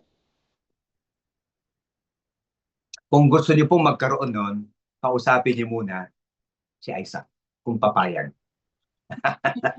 I will send it to you later. Mamaya, send ko po sa inyo. I-text na mo, i-text namin. Nag-message na po, Bishop. Pumapayag na po. Ah, okay. Good, good, good. Masusunod po, kamahalan. Alam niyo mong mahal na mahal ko kayo, kaya hindi pa nga kayo humihingi, binigyan kayo. Hindi ba ganyan ang ating Diyos? Di ba? Ibinigay niya ang kanyang anak nung tayo mga makasalanan pa. Kaya sa panahong ako'y nagbibigay sa inyo, tandaan nyo, makasalanan pa kayo. Amen? Patalastas lang. Okay? So, Christ removed that veil. Inalis ni Kristo yung alin? Yung belo na yan. Paano niya inalis? Siya ang katuparan ng lahat ng mga anino. Iyon ang paraan ng pag-aalis ni Kristo. Iba, pinulfill niya, at nung siya dumating, ako ang katuparan. Kaya nung sinasabi niya, I am the way, the truth, and the life. Ang tinutukoy niya, yung sa lumang tipan, yung tabernakulo. I am the way for your forgiveness of sin. I am the way for your righteousness. I am the truth. I am the truth about your peace. I am the truth about the true bread. I am the life. Yun yung tinatawag na Holy of Holies. Yun ang ibig sabihin. Ako ang realidad niyan. Nagkakaintindihan po ba tayo, mga kapatid? Learning? So much learning. Okay? So nakatago ang mga death, burial, and resurrection, kwento ng pagtubos si Kristo sa mga kwento sa lumang tipan. At bilang isang mahusay na tagapagpaliwanag ng mga aral ni Kristo na nakatago sa lumang tipan, kailangan natin itong saliksikin. Amen po ba? Kaya yung outline kay Boaz at Ruth, wala pa po ako noon. Pero yung outline kay Isaac and Rebecca, accurate, meron na po ako. Sasend ko sa inyo. A photograph cannot hug you. Tama? A menu cannot satisfy your hunger. A shadow cannot give life. Only the person, the reality, can give life. Yung larawan, hindi mo pwedeng yakapin. Tama po ba? Ang ibig sabihin ng pwedeng yakapin ng larawan sa application ng ating pag-aaral, huwag mong isagawa ang mga anino. Okay? Wala pa akong mga ibang pinpoint na anino o shadows o mga practices. na nakikita ko sa inyong mga post sa Facebook. Oops! Anino yan? Na dapat hindi na sinasagawa. Okay? Pagka ba pumunta kayo sa restaurant at pinakita sa inyo ang menu, makakakain ba kayo sa menu? Makakain niyo ba ang menu? Mabubusog ba kayo sa menu? Come on! Gugutumin lamang kayo nun. Pero pag inahain na yung tunay na pagkain, ayan. Yan ang kabusog-busog. Tama? A shadow cannot give light. There is no light in the shadow. Ang buhay ay na kay Kristo. Maliwanag? John 1:17, for the law was given by Moses, but grace and truth came by Jesus Christ. Ang kautusan ay binigay, pero ang grasya ay dumating. Pag sinabing dumating, persona. At pag sinabing grasya, katotohanan. Grace, may end. Importante yung end dyan, kay. Grace and truth. Maraming nagtuturo ng grace, pero walang truth. Bakit? Pastor Charles, bakit? Kasi ang explanation nila sa grace, material, hindi yung truth. Importante rito yung end. Okay? Yung grace ay si Christ. Yung truth ay si Christ. So, ang sentrong message ng grace, hindi material. Ang sentrong message ng grace, si Kristo. Si Kristo. Ang sentrong message ng truth ay sino? Si Kristo. Okay? So, sa akin pagtatapos, ay, alas 10 na, sorry, na 10:05 na, paumanhin. Pero kung bibigyan niyo pa ako ng 30 minutes, tatapusin ko ito. Okay pa ba kayo? Yung lahat ng sakripisyo, even the law cannot remove sin. Tama? Ginagawa nila ito araw-araw, taon-taon.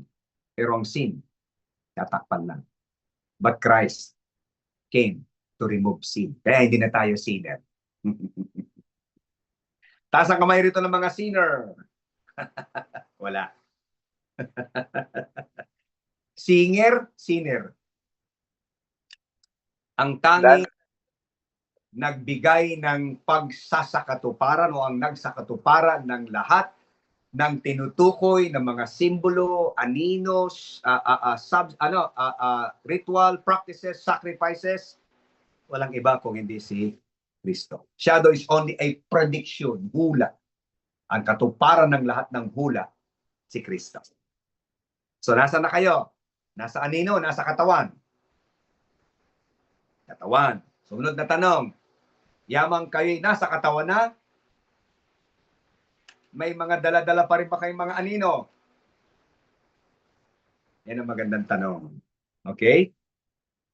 7, living in the shadows limits your understanding of your identity.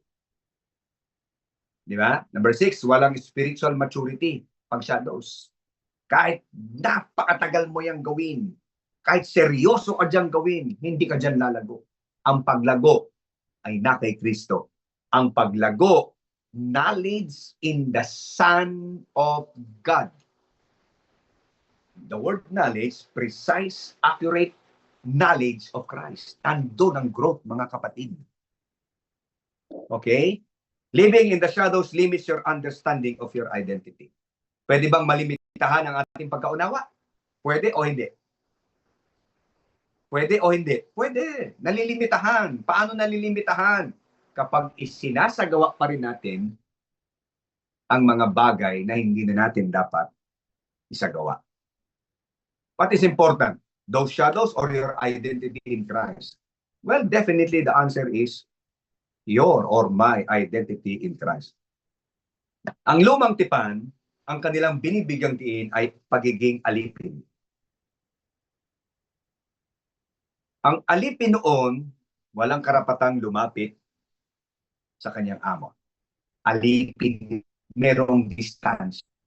So, in that essence, when we are doing those shadows, not the substance, okay, we create a distance for God. Okay? Meaning, ang approach natin sa Diyos is indirect. Bakit? kailangan gumamit muna tayo ng mga anino bago natin siya ma-approach. Katumbas din yan ng pagsamba sa Diyos-Diyosan. Kailangan dumaan muna po kami bago makadirekta kay Jesus. Ang believer sa Old Testament, servants. Okay? Pero sa New Testament, tayo ay mga sons. Taas ang kamay ng mga sons. Okay? Ano pa? Heirs, tagapagmana. Tama? Sa lumang tipan, ang pinamamanahan ay anak. Tama? Kay Kristo, tayo ay anak. Tayo mga tagapagmanang kasama ni Kristo. Ano pa? Matuwid sa harapan ng Diyos. Tayo ang monai ng Diyos, dwelling place ng Diyos. Ito po, Pastor Charles, ang pagsigawan natin sa ating mga membro. Amen? Mga anak kayo, tagapagmana kayo, matuwid kayo, tahanan kayo ng Diyos, presensya kayo ng Diyos. Amen? Praise God. Okay? Now, if we remain in shadows, mananatili tayong mag-iisip na tayong mga alipin sa halip ng mga anak. Yan ang ibig sabihin nun. Last but not the least, shadows prepare Christ. Shadows prepare, Christ perfects. Ang anino, ano lang siya paghahanda pagdating ni Kristo. Meaning, the shadows cannot make us perfect. There are no perfection in the shadows. Perfection is in Christ. Are you in Christ? If you are in Christ, you are perfect. Yung perfect dito, nature. Okay? Hindi ito maturity. Pero merong word na perfect, ang tinutukoy ay maturity. Kaya dapat maintindihan natin yun. Okay? Hindi lahat ng perfect ay perfect. Aba. Yung una kong salitang, hindi lahat ng perfect, nature yun. Is our nature perfect? Yes. Because of Christ. Pero yung sumunod na salitang perfect, maturity ang tinutukoy doon. Sa Ephesians chapter 4, yung perfection doon ay hindi nature. Ang tinutukoy doon ay perfect. Maturing or maturity in the knowledge of Christ. Hebrews 10:1, for the law having a shadow of good things to come, not the very image of the things, can never those sacrifices which they offered year by year continually make the comers unto perfect. Wala. Only Christ. So the law or the shadows prepare. Preparasyon lang yan. Pero ang perfection na kanino? Na kay Christ. At dahil tayo na kay Kristo na, perfect na tayo. Right? So the law could not make or could never make worshipers perfect. Bakit? It all points toward Christ. Kaya yung mga kantang, puso ko'y linisin, O Diyos. Di ba? Maling kanta. Dahil sobrang linis na ng ating mga puso. Alam ko nakaka-encounter kayo ng mga preacher na nagsasabing kailangang siguraduhin natin ayos at malinis ang ating puso. Yung ganong mga preacher katulad ko dati, mangmang sa kaalaman na ang puso natin ay malinis na. Bakit? Naninirahan doon ng Diyos. At yung puso na yun, it's not the physical, but our spirit, the inner man. So, ang inyong puso ay malinis na? O kailangan pang linisin? Sobrang linis na ng inyong puso. Kung gaano kalinis ang Diyos, ganon kalinis ang puso mo. Pero kakaiba sa mga nadidinig natin, preacher, kapatid, kailangan ayusin natin ang ating puso. Sino mag-ayos ang puso natin? Ikaw, yung pastor? No. Inayos na yan ni Kristo. Nanahan na siya. Yung pinakamaruming bahagi ng ating pagkatao, doon tumira ang pinakamalinis na Diyos. At dahil tumira siya sa pinakamaruming bahagi ng ating buhay, luminis yun katulad ng kalinisan ng Diyos. Hallelujah. Amen? Taas ang kamay ng mga malinis na. Amen. Kapatid, sobrang linis mo. Pero mapapakinggan natin sa ibang mga preacher, kailangang maging malinis ang ating puso, kailangang ayos ang ating puso. Kailangan magpasiyasat. Pasiyasat sa Diyos kung ano laman ng ating puso. Come on. That's ignorance. Amen? So Christ's sacrifice accomplished forever what repeated sacrifice never could. To compare with ang sacrifice ni Kristo once and for all. Minsan magpakailanman. Ang sakripisyo sa anino sa lumang tipan. Repeated, year by year, daily, inuulit-ulit. Naniniwala ba talaga kayo? Kumbinsido ba talaga kayong malinis sa inyong puso? Taas ang kamay ng kumbinsidong malinis ang kanyang puso. Paalaala, kung kumbinsido kayong malinis ang inyong puso, kumbinsihin nyo rin ang ibang mananampalatayang sobrang linis ng kanilang puso. Walang dapat baguhin sa puso. Ang binabago, isip. Bakit? Ang isip, ang command center. Yan ang dapat dinidemolish. Nandyan ang kuta. Yan sinasabi ni Paul. Strongholds. Pag sinabing strongholds, ang daming maling paniniwalang tinanggap natin. But those who are willing to unlearn, yun ang mag-grow. Mga kapatid, sa aking pagtatapos ngayong gabi, ang sabi ng anino, ito, na isa katuparan na! Sabi ng anino, tapos na! Na-accomplish na ni Kristo! Huwag niyo na akong balikan! Huwag niyo na akong isabuhay! Wala akong maibibigay na buhay sa inyo. Dahil nagkaroon na ng kaganapan kay Kristo. Yan ang sabi ng anino.